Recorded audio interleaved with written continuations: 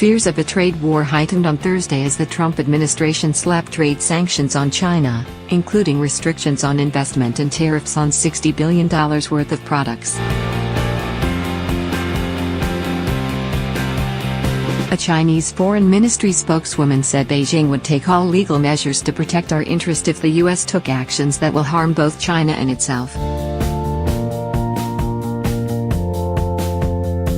The U.S. announcement marked the end of a 7-month investigation into tactics China has used to challenge American supremacy in technology, including hacking commercial secrets and demanding U.S. companies hand over trade secrets in exchange for access to the Chinese market. Speaking at the White House, Donald Trump said the imposition of tariffs was part of an effort for fairness, noting that China imposes a 25% tariff on U.S. cars while the U.S. only has a 2.5% duty on Chinese cars. They charge us, we charge the same thing, said Trump. White House aide Peter Navarro told reporters on a conference call, "Administrations before us and this administration have tried to work with the Chinese, but with the Chinese talk is not cheap, it's very expensive." Finally, the president decided we needed to move forward. He said the U.S. was strategically defending itself from economic aggression. The Trump administration argues that years of negotiations have failed to produce results.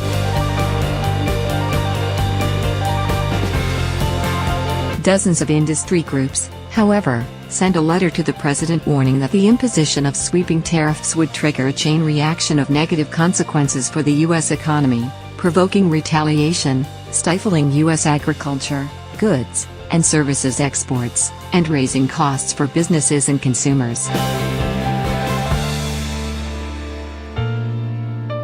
U.S. stock markets reacted negatively, with the Dow closing more than 700 points down on fears of a U.S. trade war. Caterpillar, 3M and Boeing, all with significant exposure to China, were among the biggest fallers.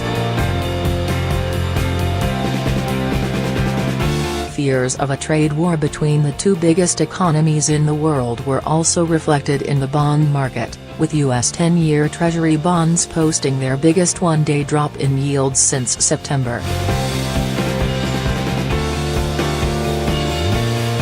Bank and tech stocks also fell.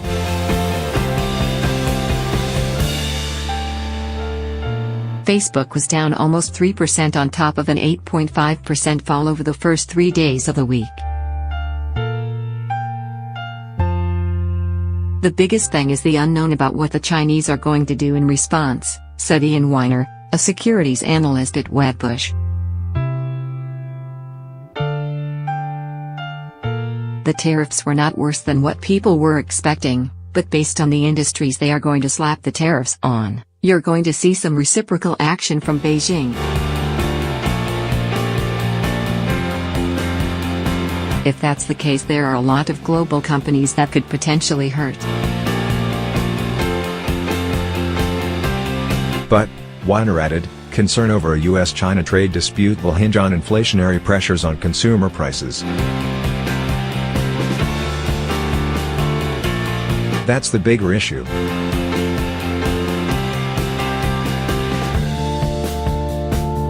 If China does something, and all of a sudden stuff that people are buying in Walmart and other places costs more, that's not what the economy needs right now.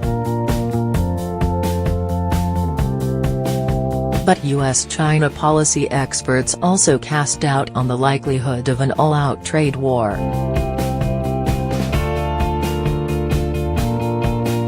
The Chinese will likely react moderately to this, said Dennis Wilder, a Bush administration Asia policy advisor at the National Security Council.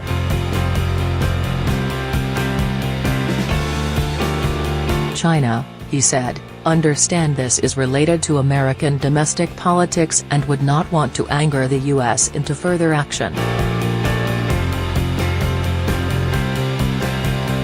An overreaction to this would be a foolish move on the part of Beijing, Wilder added. The Chinese will feel they have the moral high ground since the U.S. is operating outside of the WTO system and the administration has not coordinated with other countries. He added, any retaliatory measures are likely to be on the red state side to go after the president's core constituency, with agriculture at the top of the list. On Thursday, Hua Chunying, a foreign ministry spokeswoman, said imports of U.S. soybeans, airplanes, cotton and cars could be viewed as examples of unequal trade.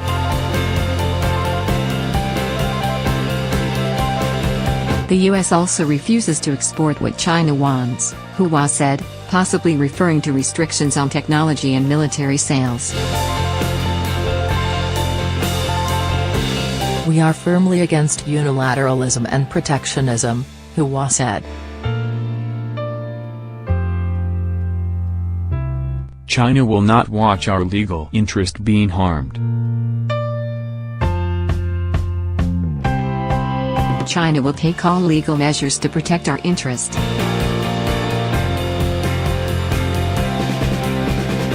We hope the U.S. can understand the core of mutual benefits, do not take actions that will harm both China and itself. Trump's move comes as the U.S. prepares to impose tariffs of 25% on steel and 10% on aluminium, sanctions that are meant to hit China. The U.S. Trade Representative, Robert Lighthizer, said on Thursday that Canada, Mexico, Europe, Australia, Argentina, Brazil and South Korea would for now be exempt. Trump campaigned on promises to bring down America's trade deficit $566 billion last year, by rewriting agreements and cracking down on what he called abusive practices. In January, he imposed tariffs on solar panels and washing machines. Then he unveiled the steel and aluminium tariffs, saying reliance on imported metals jeopardized U.S. national security. To target China, Trump has dusted off a Cold War weapon, Section 301 of the U.S. Trade Act of 1974, which lets the president unilaterally impose tariffs.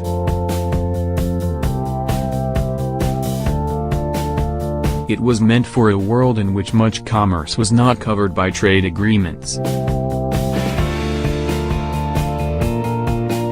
With the arrival in 1995 of the World Trade Organization, it fell largely into disuse.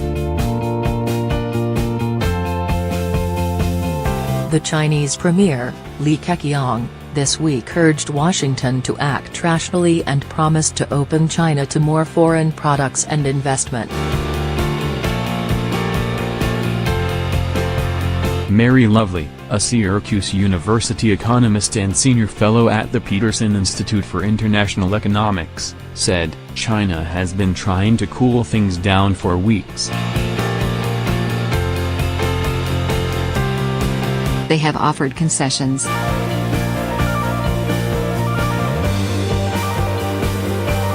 Nothing seems to cool the fire.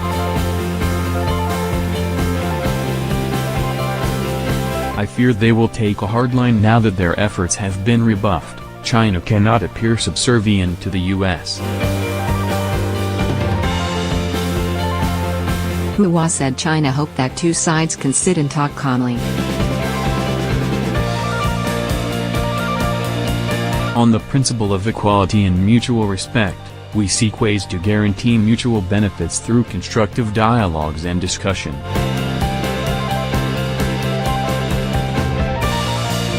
But she said, China will not just sit and watch its legal interest be harmed.